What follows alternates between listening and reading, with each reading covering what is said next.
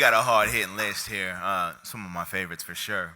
I would like to introduce the poet laureate of Hendersonville. Yeah, you just walking off. You thought you were going that way. Yeah. Henry L. Jones, everybody. Please give him a round of applause. I'm a wannabe po' boys and poet, but I'm associated with Poetry in the Brew. Let me first tell you of two poetry things going on. One is visual art. One is with Poetry in the Brew. We have Christine Hall here, longtime friend. We have published an anthology of numerous poets associated with Poetry in the Brew. Before the shutdown, we reached out to various poets internationally. That anthology, you didn't bring it tonight. I could have touched it. That's okay. But you guys are in for a treat. We're going live August the 24th. Yes, August 24th. And the second thing is, I'm in an exhibit. I'm an artist too, and I have some poetry at Zygus Gallery.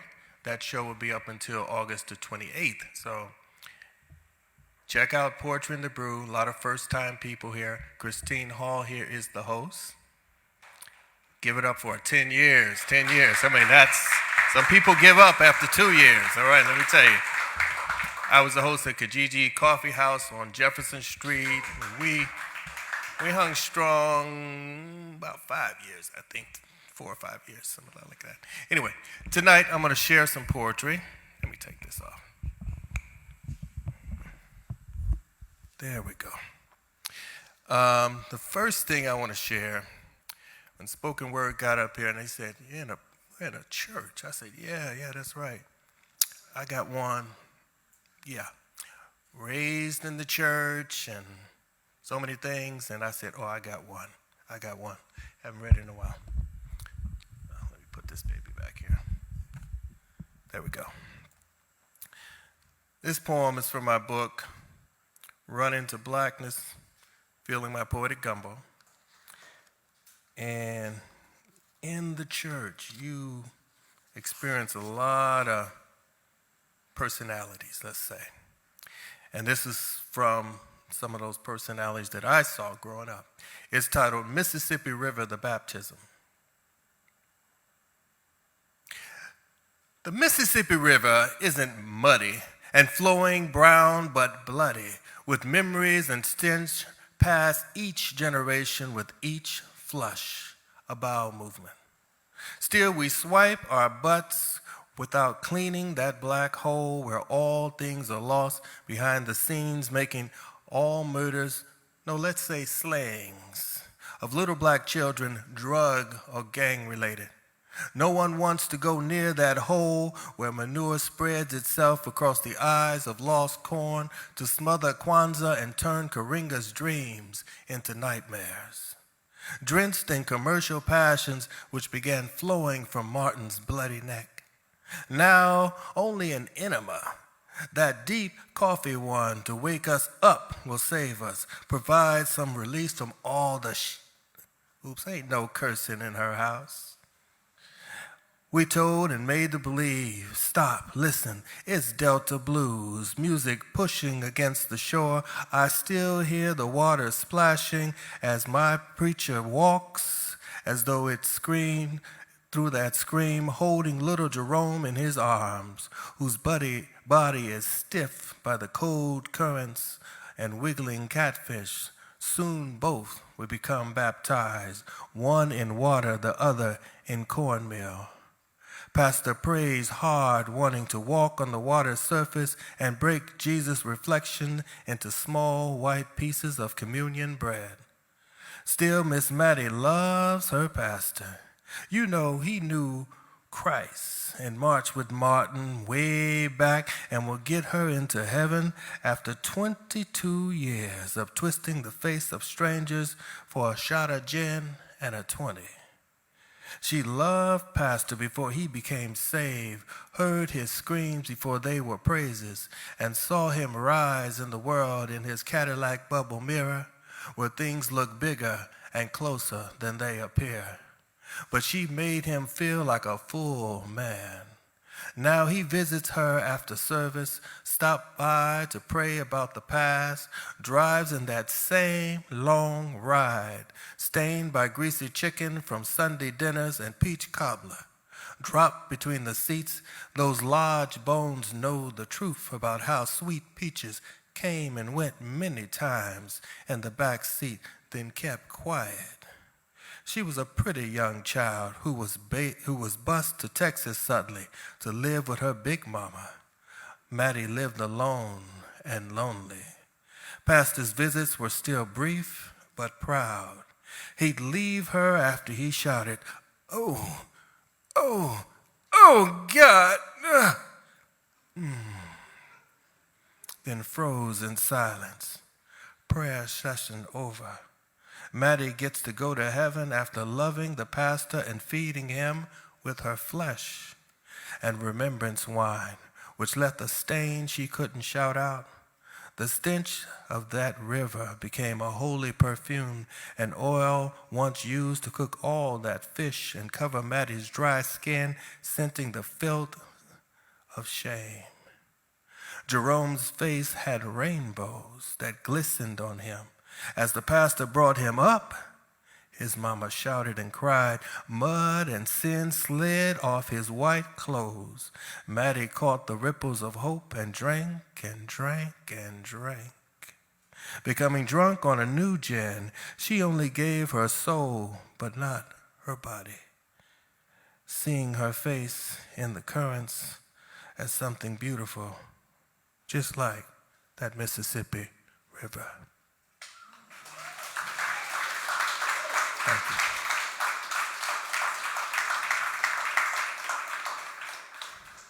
I'm going to skip from here.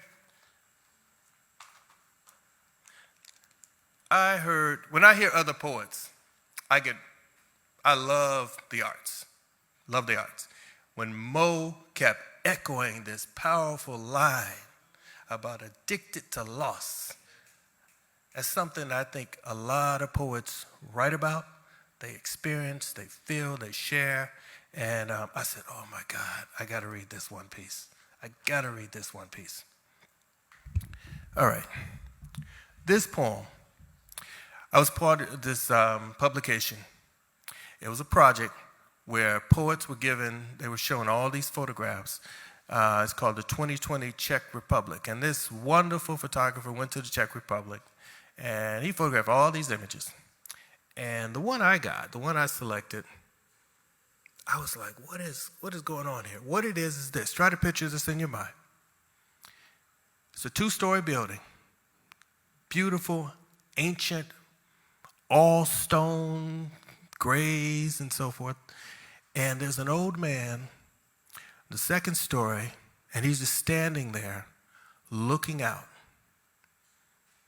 And I looked at the photo, and I'm an artist, and I say, what's going on here? Did the guy just go through the Republic and saw this man, very ancient figure, and shoot him and then moved on? But then I looked closer. I kept this picture on my desktop because I said, okay, I got to write about this. But what is there? And I saw this deep-set sadness in his eyes. You ever meet a friend that you haven't seen in a while and say, hey, how's it going? Seen you in a while. And they say, oh, everything's fine, everything. And you know they're lying through their teeth because it's that expression or this vibe that their spirit is giving off. You know something's not quite right. And this poem, I Am Still Searching for You, was inspired when I just kept looking at that man, that old man, and reaching out to his spirit in that photo. It's about loss. I am still searching for you. Where are you, my love? Again, I stand here looking up and down into the street, searching for your face amongst the crowds of people passing like a flowing stream. I stare while counting heads, hoping one was your crown, glistening along the currents to eventually rise up for air to see me along the shore and reach for one of my hands. My fingers grasping the windowsill, instead of you, there's rotten wood, covered with chipping lead paint, releasing flakes, drifting to the road where lovers embrace each other to prevent falling back into loneliness.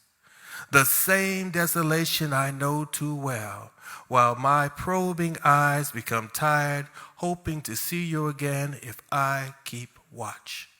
Until back in each other's warm arms, holding our love beyond the fears, twisting our hearts of their bitterness, leaving a sweetness found in the curved rations of our passions where we clung, until the years of emptiness were released, filling us with only our love to overflow, drowning and floating as the wind blows, our echoed moans through the panes.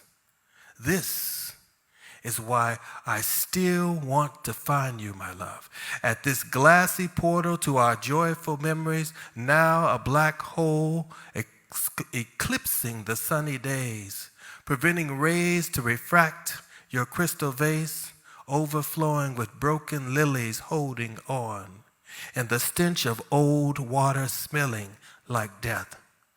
I know you're still alive out there somewhere. They lied to me and tried to comfort me with cold prayers like the stones of this building. Rocks to remind me again of the marble pillar with your engraved name to find you below, covered in layers of dirt instead of my kisses. You are coming any day down that path soon. I know it's true because I found your smile on the face of a young woman holding flowers, her fist clenched, hairy roots swaying, seeking to taste cool water to live again, thirsty like we were before we found our love. This is why I stand here 35 years later, longing for your fingers to caress my lips, to silence my mind of worrisome thoughts about this world now so empty without you, fighting alone to hold on each day to life. So I am still searching for you, my love. Thank you.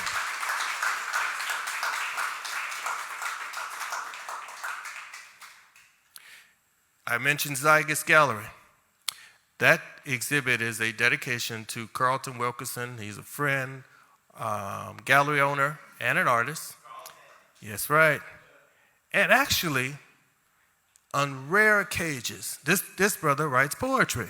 And every time, he's been to Poetry in the Brew a few times, but he said, I'm not a poet. But when you read his work, he is. Well, Carlton approached me years ago for this project, where it was called the African Male Museum Series, where I collaborated with his photography with my poetry. And this particular, his photograph is called Reaching Out. It's a very powerful, striking black and white image, and it was partnered with my poem, Abstraction Hills. If you go to the gallery, you can see this beautiful photograph and read my poem next to it. And here it is, Abstraction Hills. Fear trapped the darkness in my skin. Some of my expression must live as whispers, and then some must die as screams. These symbols to explain my dark definition cast from my dreams. Words that mourn lost inspiration, seeking love and understanding. For these eyes, a history of lynched baptisms and a whispering golden sphinx without lies. What beast is my form, made by black magic, a snake that dances to the sun? As rhythm and light bend for creation, the shedding of my fear has begun. The joy and relief of a fearless darkness, our beauty not marked or shamed, a healing by voiceless abstractions through these eyes that once only blamed.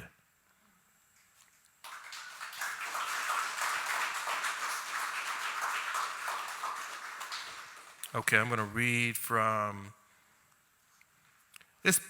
This book was published at a place that we lost. It was, oh my God.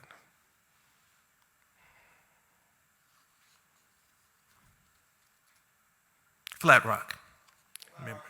Flat Rock Cafe, that's right. And we came with the theme freedom.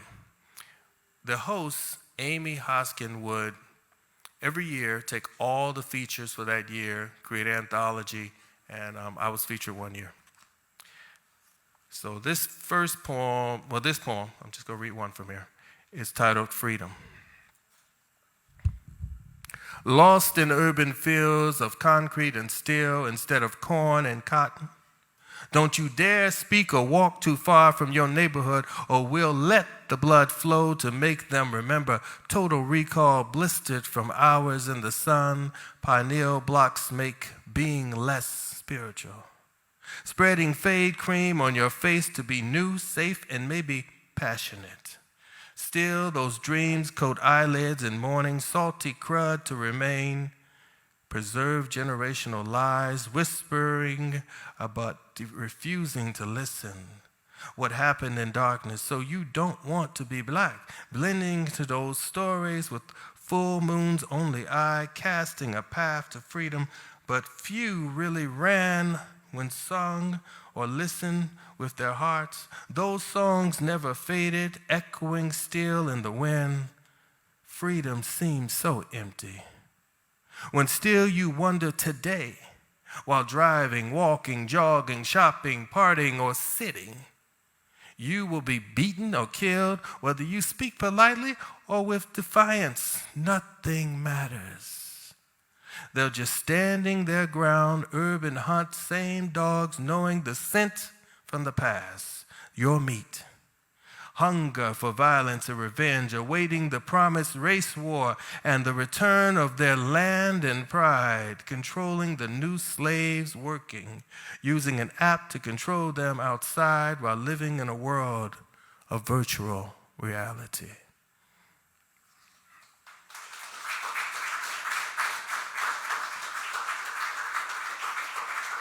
I'm throwing books here. Okay, I'm going to do one more. I want to thank everybody for being here. Mo, Rossi, Rizzo. Good to see Christine. It's been a long day. I want to tell you something. I had a long day, got home. You look at your phone, and it was because of Facebook that I remembered to come here tonight, guys. I'm going to be honest with you. I try to stay organized. I'm a Virgo. I try to go like boom, boom, boom, and then try to be spontaneous. And I sat down. I was like, oh, I'm home. Oh, man, I'm home. And I looked at my phone, and what popped up? Rizzo's event. And I was like, oh, man. Looked at the clock. I said, I got to get dressed and get out of here. So I ran out. I tried to do this thing where you go to a poetry place and you feel this vibe and flow, what's going on. And I said, I'm going to read something from the book. There'll be something I can find. But what I'd like to do instead is this spontaneous thing where you give me some words, and then I'm going to stand here for a few moments and create a poem, and then recite it. Now, let's go with 5 words, and then I'm going to try to create something. Because a lot of time, that is how I write. I'll hear a phrase or words. I might see something, and then boom, it's like, oh, yeah. And I actually hear this sound in my head, and I was like, yeah. I got the flow, I got the verses, and I get whatever I can and start writing. So, give me one word. Horizon. What was that? Horizon. Okay. Hope. Indicative. I don't like you. I'm going to tell you something. Indicative is not going to make it in here. I'm being honest. That might be just the title of the piece. Horizon, Hope, Indicative. Home cooking. Oh, we can go with that phrase. What was that? Blood. Ooh. You know, blood, that could be death or life. They got that mixed red thing going on. Okay.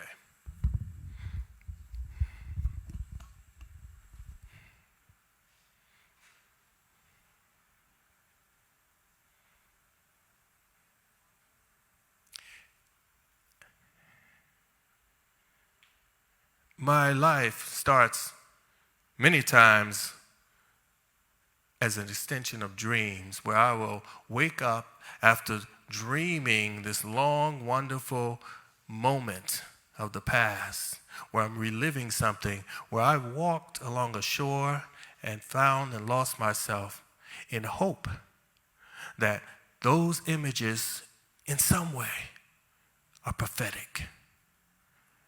As I go through this virtual realm, I look for this horizon.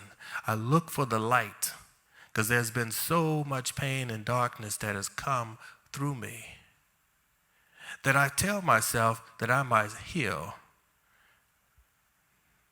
Hope, horizon, what are those other three words?